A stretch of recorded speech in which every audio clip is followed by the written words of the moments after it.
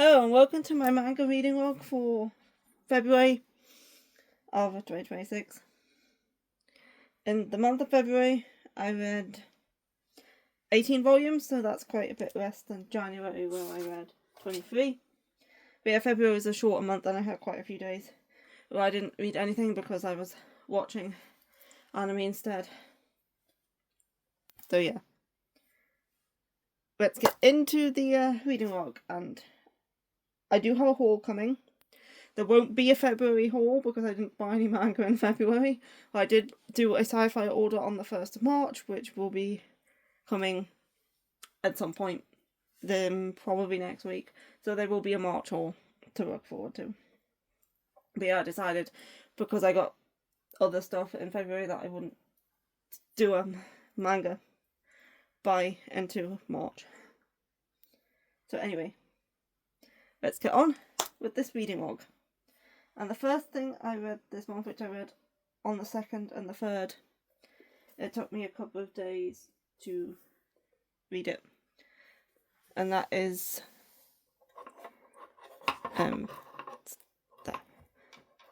the case study of Vanitas, volume 11. Is that title right? I decided to put the volumes on top of my drawers so I'm not on the floor, just to see what it's like and whether it's agreeable. There we go. That's a bit of a better height. So yeah, I read this over the course of the 2nd and the 3rd, and I gave it 3.5 stars. I do like my Vanitas. The first chapter finished off the storyline from the previous volume, and then the next, first half of the volume was about one of the characters. He's one of the, what are they called?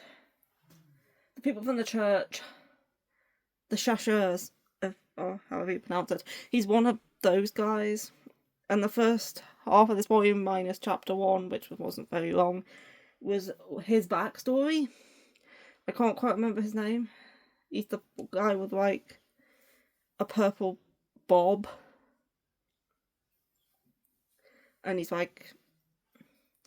he was one of the ones who was fighting against them in the castle. But yeah, it went into his backstory, and I have little interest in the Shutters.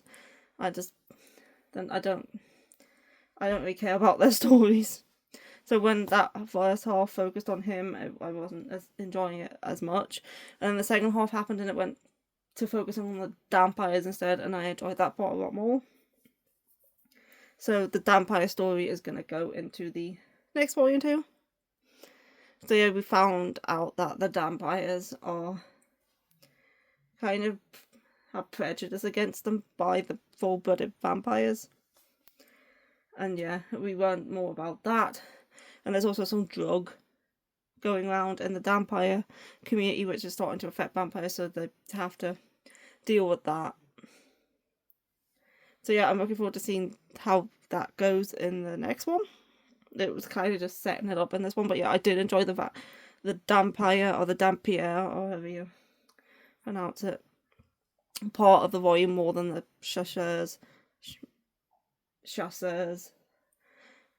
part of it, because I've never been a fan of them. But yeah, overall I did like the volume as a whole, which is why I got it 3.5 stars. It would have got 4 stars if it wasn't for the stuff with the chasseurs. That is the case study of Vanitas. The next thing I read, which I read on the 4th, I read Medalist, Volume 8. I gave this one 4 stars. This one was focusing on a competition. A lot of the volumes focus on competitions. It's either training or competitions. But yeah, this was a competition volume, and we got to see a bit more of Hikaru and Hikaru's performances in this one. So obviously Hikaru is our main character's kind of friend / biggest rival. So we got to see a bit more of her strengths and how she performs in this one. So yeah, I'm looking forward to the next one to see how the rest of the girls in this competition are going to fare as well, and also our main character too. So yeah, I like Meadows. It's one of the few sports series that I read, but I quite like ice skating. I liked Yuri on Ice, and the other ice skating one I read. It was only like 2 volumes long. It was like from the same creator. I think it was the same author as Hanakami, but it was only 2 volumes. It was very short, but I enjoyed what there was of it. But I liked it to be longer. But yeah, the only ice skating thing I didn't really enjoy was Night of the Ice. I dropped that one after 3 volumes.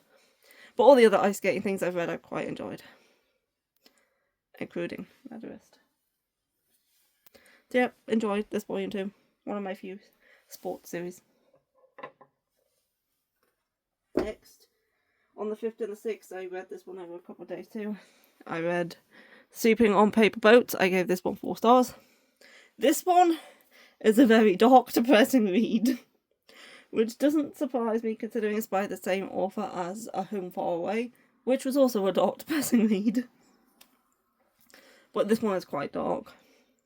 This one follows a guy, he's a screenwriter, he writes like movie scripts and stuff, but this takes place in like the what era does this take place in? It's not modern anyway.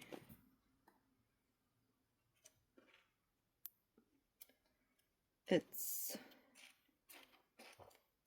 possibly the Taisho era or something like that, but it's like it takes place in the past anyway.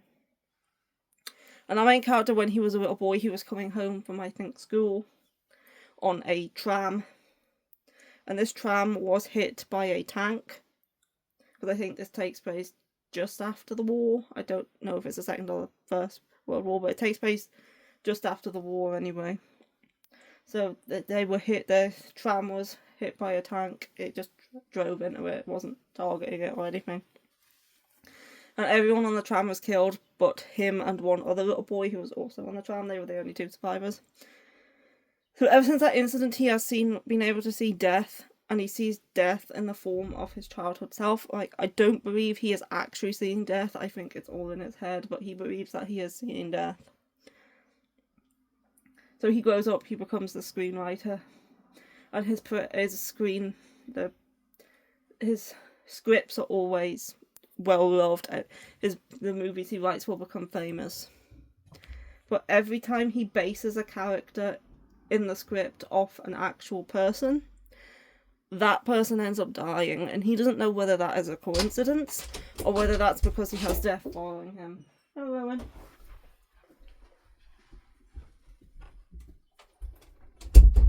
And so, because of that, he decides to give up screenwriting. And when he's in like a very dark place, he runs into this other guy who is a photographer, and they start to like spend time together. The photographer is a fan of his, he knows who he is, and he's trying to like encourage him to get back to screenwriting. 2 seconds.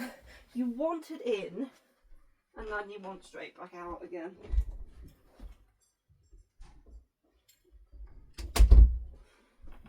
So yeah, it's very dark. It's very depressing. But yeah, I really enjoyed it. I think I enjoyed this one more than A Home Far Away. I did like the right themes of this one more than that one. So yeah, I'm looking forward to volume 2 because it's only 2 volumes long. And I don't know whether it's going to have a happy ending or not. Based on her other work, there's a high probability that it won't. But there's still a chance that it will. And I'm very intrigued to see how it goes in the 2nd volume and to see what happens with these characters and whether they kind of find a light in their life that is full of darkness. So yeah, very much enjoy this one. If you like dark, like things that cover like heavy topics and you like BL, check this one out. Also, if you liked her other work, check it out too. I would recommend it, but definitely check the trigger warnings. Next, on the 7th, I read Shindokun's Tight Squeeze Volume 2, which I gave 3.5 stars. I love Volume 1. I gave Volume 1 5 stars. because of the art, because the anatomy was atomically correct. She had a minge, which was a plus because you'd never see that in manga. So yeah, I really like volume 1, but I did like this volume for the most part. But there is one chapter in here where he becomes quite possessive and forceful, and I really didn't like that. If it hadn't have been for that chapter, I would have liked this volume probably the same amount as the first one, but I really don't like it when the male characters become overly possessive and, like, obsessed and forceful. And he's not like that constantly, it's just like one chapter because he got jealous. But I did not like it, so I had to knock off a star for that. So it ended up getting 3.5 rather than a 4.5. It would have gotten if that hadn't happened. But I still really enjoyed the art and the bodies being atomically correct. I definitely still enjoyed that part of it, and this is the final volume that it isn't anymore. So if it wasn't for that chapter, I really enjoyed the rest of it. So yeah.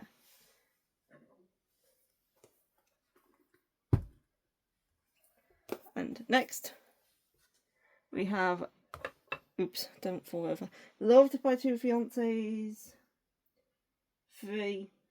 I gave this one 3.5 stars. This is the final volume for this one as well. This was another final volume. I didn't read a lot of new series this month. I read 2 volume 1s. Obviously I read Sleeping on Paper Boats and then one other volume 1, and then I read a one-shot. But all the rest of the stuff I read was continuations or finishing series. But yeah, this is the threesome, not really a threesome, dissociative identity disorder theme-ship, where she's dating this guy who has dissociative identity disorder, so he has 2 personalities. One of them is kind, gentle, loving. The other one's a bit of a bad boy. And yeah, so he kind of switches between the personalities, and she ends up quite liking them both. So she doesn't mind which personality he has. And yeah, and that continues into this 3rd volume where, yes, it's kind of like it was trying to be written as a threesome because he was like switching personalities mid-shag, and she was kind of imagining them both being there at the same time. So it's kind of like a non-committal threesome, I guess. But yeah, I quite liked it. It was a decent 3-volume steamship with a bit of a twist. Overall, I'll probably give the series like a 7 out of 10. Next, on the 8th, I read the other new volume 1 of the month, and then on the 9th, I read the other new volume 1 of the month, and that is You Can't Live All on Your Own. I gave this one 4 stars. I really enjoyed this one. I thought this one was complete in 4, but it's actually complete in 3. But this is like a slice of life josei series which follows the lives of 4 roommates who all cohabitate in the same space. And they all have different goals and like personalities. We have this girl here with the like gingery brown hair, and she wants to marry her boyfriend. She has a boyfriend she's been with for a while, and she wants to get married. That's her like main focus, is marrying him. And we have the black-haired woman in the back, and she's very career orientated. She's not interested in romance. All she wants to do is like advance in her career and like become successful in her career. Then we have the blonde woman, and she's quite laid back. She recently left her job and started working from home, and she loves food. So she has like a bit of a problem where when she spends all her money ordering food online, so she never has any money. She's just always getting packages at the door with like food in them, which is kind of relatable. Apart from my packages of manga, they're not food. But yeah, any spare money she has, or money she doesn't have, half the time she's spending on buying snacks and food and trying new cuisine. But she's quite laid back. She's quite a bit motherly towards the other three. Yeah. And then the main character is the one in the front there, and she doesn't really know what she wants to do. She's like, she has a career. She's not that, obviously she wants to keep her job, but she's not that bothered about advancing or becoming successful. She's also not sure whether she wants to get married in the future or not. So she's kind of still deciding what she wants out of life. And she does decide to maybe give dating a go. Just to see if it's something she'll be what she would want. So yeah, I enjoyed this one quite a bit. I found all 4 women interesting. Like, I liked all their personalities and their stories. The Korea woman was probably my least favourite when it was focusing on her chapters, just because it was all like corporate office work stuff, which I wasn't as interesting reading about that. So like, I like her personality, I like her as a character, just the parts focusing on her and her trying to advance in this like corporate office job weren't as interesting as what the other 3 characters were doing. But yeah, I did like her character, just not so much when it was focusing on her job. But yeah, I really enjoyed this one, and I'm loving that we're having some more josei series that aren't necessarily completely focused on romance. Like, 2 of the characters kind of are, but the other 2 aren't, so it's kind of 50-50. It's depending on which character you're with, whether it's focusing on romance or not. But yeah, I like to see some more josei that's kind of like this sort of thing. In English, I really like this one, and I'm definitely going to be picking up the other 2.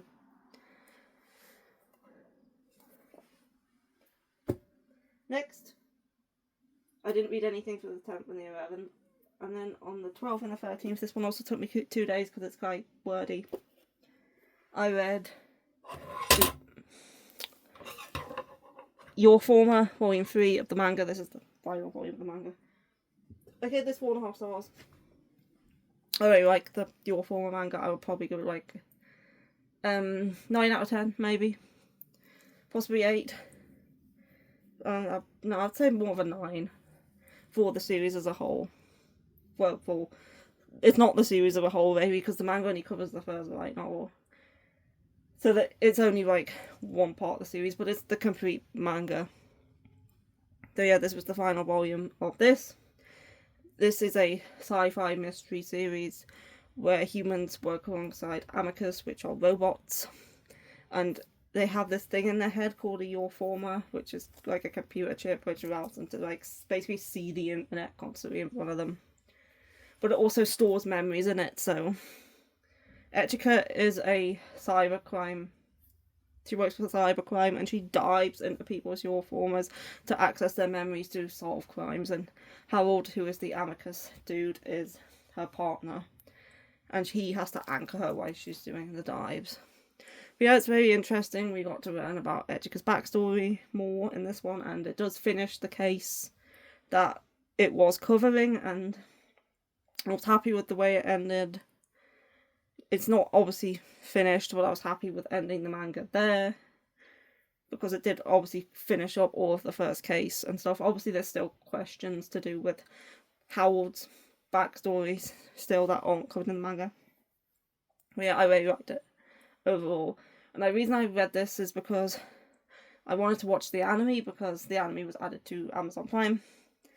And I wanted to read the manga first, because the anime skips the first light novel and starts from the second one, which is kind of weird. But it does.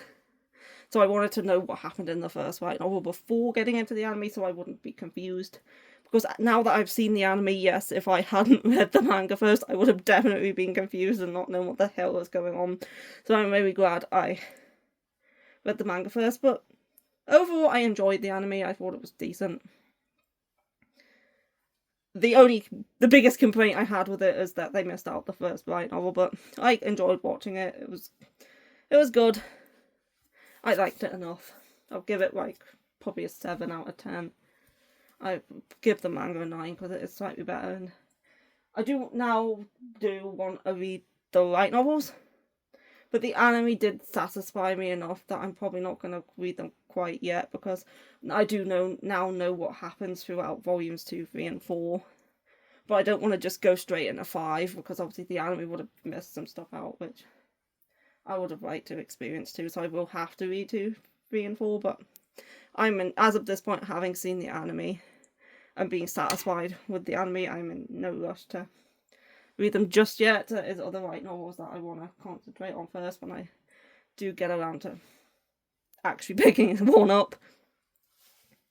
Because I'm quite interested in maybe starting Agents of the Four Seasons light novel next, rather than Your Forman, because the anime for that one is coming out. And I've just read volume 3 of the manga, and I love that series.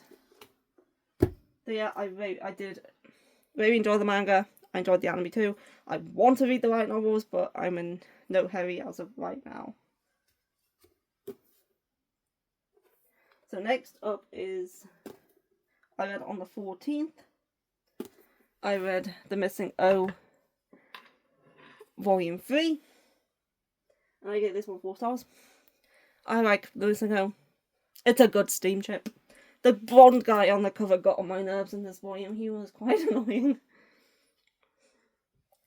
But yeah, as of this volume, the couples are kind of starting to form a little bit. But obviously I haven't read ahead. I've just skimmed ahead a little bit to see who ends up with who, basically. But yeah, I haven't I just skimmed parts of the later parts of it just to see who ended up with who, but I haven't actually read it. So yeah, the couples are starting to form in this one. We have the you can see the makings of them, and yeah, the blonde guy got on my nerves a bit, but overall I enjoyed the volume.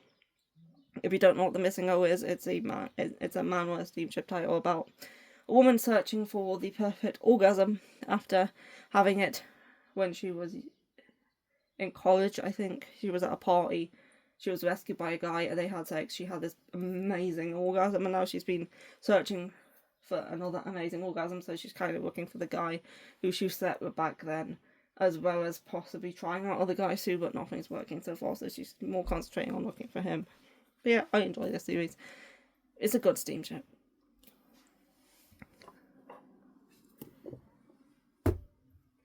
Next, on the 15th, I read Shout Out Loud My Heart, which I gave 3.5 stars.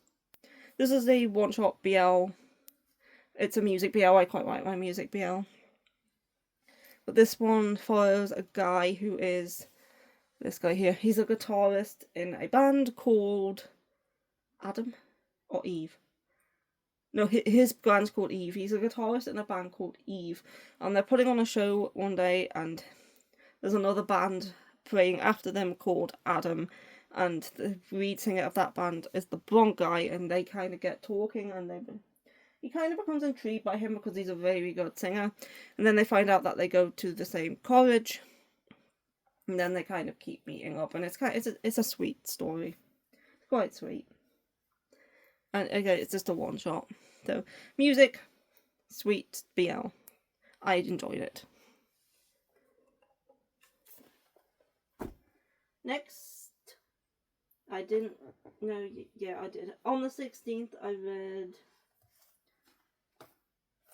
I'll Forget You Starting Today, Senpai, Volume 2, which I gave 3 stars.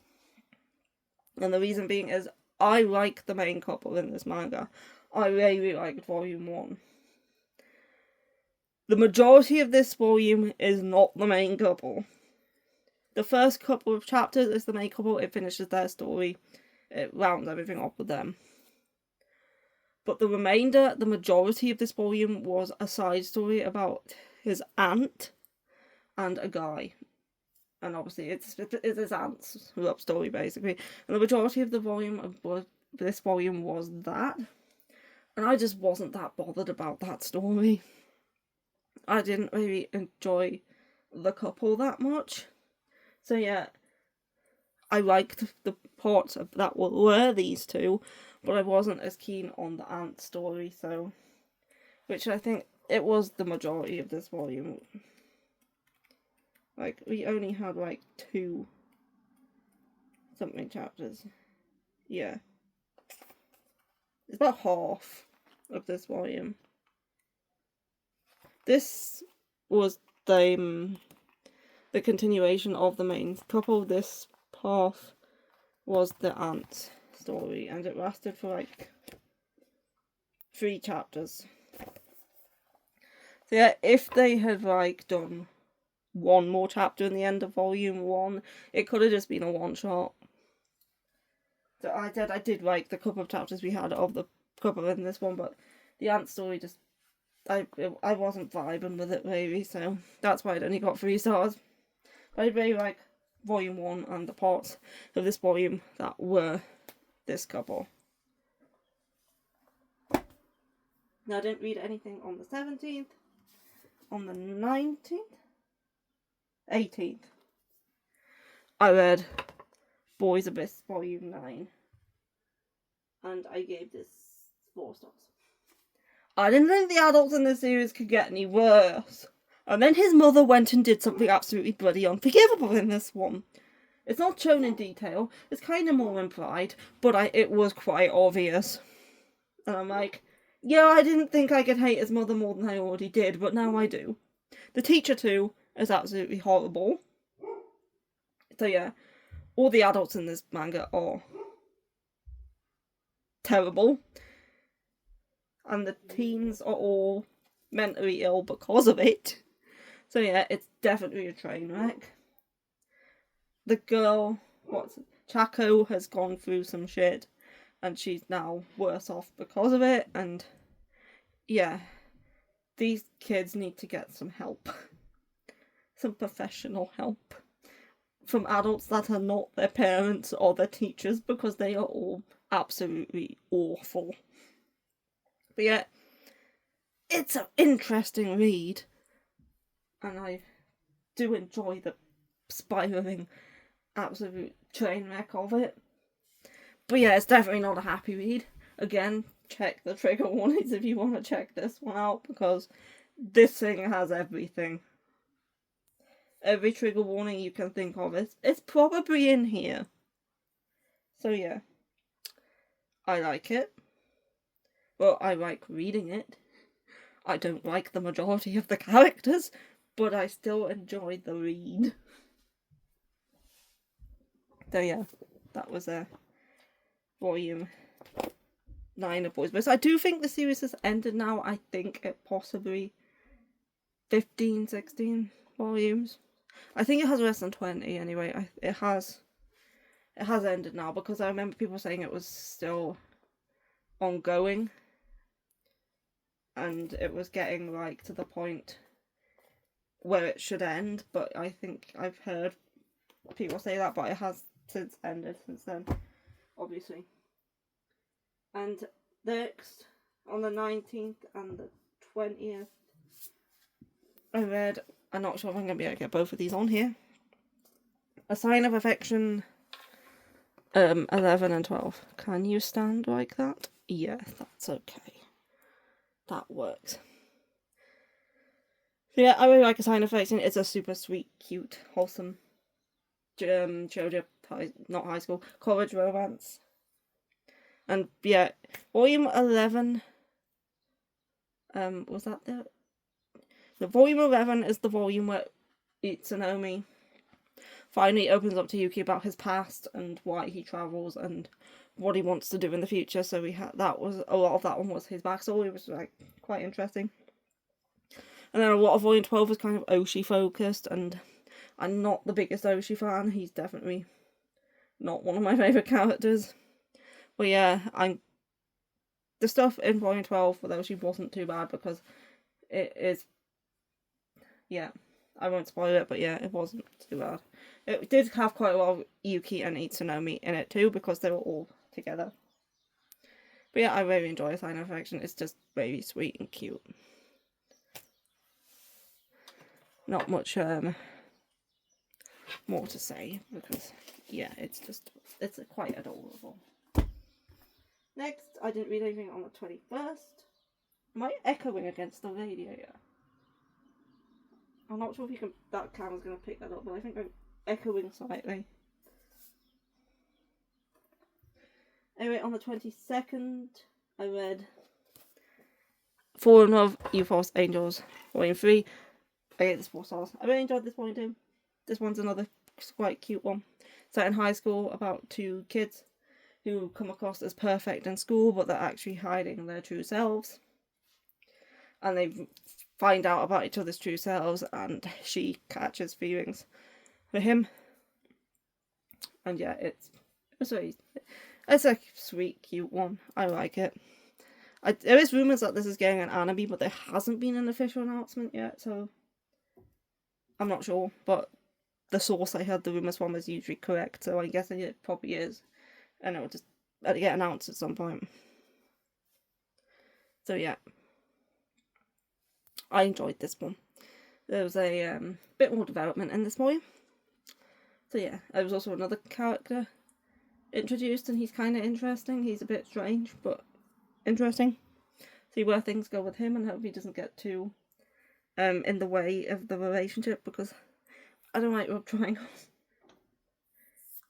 But obviously she is quite smitten with him, so I don't think she'll ever go with a different person, but it all depends on how pushy this guy is.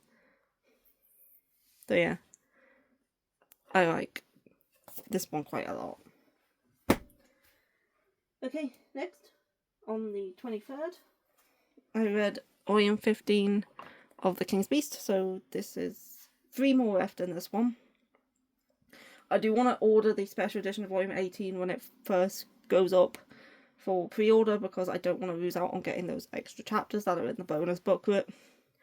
So I think 16 and 17 are both out. So I'm going to wait till Volume 18 goes up for pre-order, and I'm going to pre-order it. I never usually pre-order manga, but I want to pre-order that just to make sure I get it, because it is a limited edition. And I know the Kami-sama Kiss one, which I do have, is now quite difficult to find, especially at a good price, so I'm glad I got that one when I did. And I don't want the same thing to happen with The King's Beast, where I wait too long and lose out on getting it, so I'm going to pre-order that.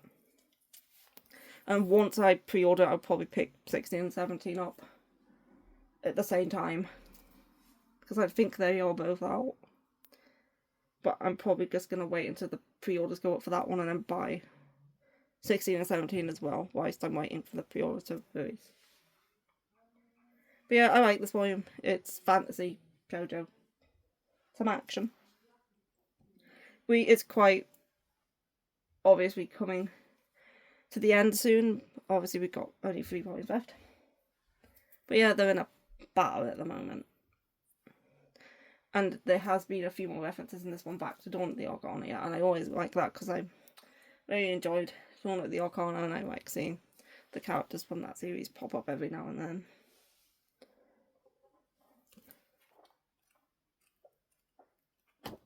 Next, 3 volumes left, but 2 of them are the same thing. On the 24th, I read Yona 44. On the 25th, I didn't read anything, and then on the 26th, Yona 45. I gave 4.5 stars to both of these. I like that 45 as a Zeno cover, because he's my favourite dragon. He's not my favourite character, that would be Yona, but he is my favourite dragon. Let's see if I can get there. And there. So it's not shiny. But yeah, Yona of the Dawn is now in the ending parts of the series. It has finished at volume 47. That's the main story ends at 47. There is some rumours that there might be a 48 of side stories, because Kusanagi is writing currently a couple of side stories. So that might be put into a volume 48. But volume 47 will definitely end the main series. So yeah, it's obviously winding down to its conclusion at this point, because we're on 45. Obviously, I've already read 46 and 47 online, so I do know the conclusion. But I do like picking them up physically to have them in the collection, and I do like rereading them physically too.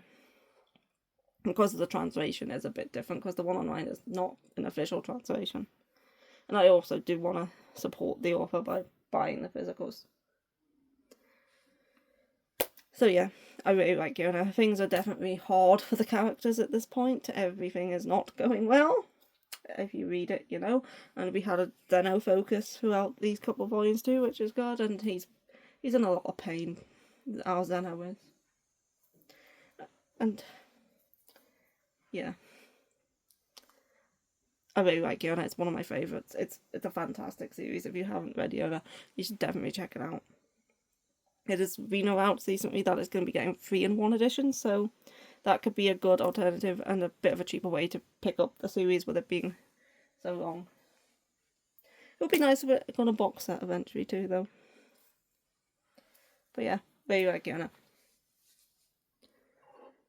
Looking forward to rereading those last two. I have actually ordered, because volume 47 has just come out in Japan not that long ago, and there's a special edition version that comes with an art book, and I have actually ordered that from Japan.